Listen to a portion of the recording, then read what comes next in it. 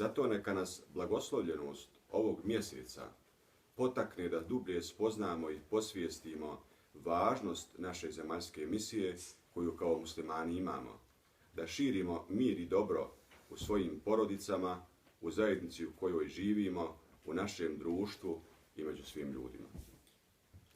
Prihvatimo kao svoju radosnu obavezu da u ovom mjesecu posvjedočimo privrženost principima naše vjere, da u pokornosti uzvišenom Allahu doživimo najveće blagodati kojima nas je On obasuo i da naše živote i naše domove obasja ramazansko svjetlo i toplina.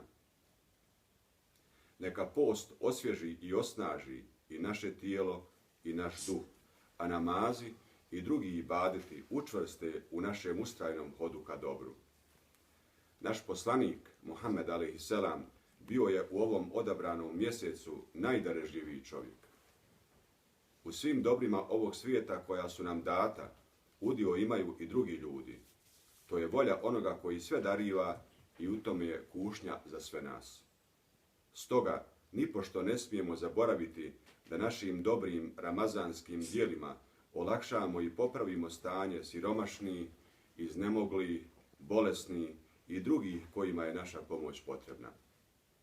Allaha uzvišenog molimo da nam podari svoju plemenitu milost i nagradu. Ramazan šerif Mubarekus.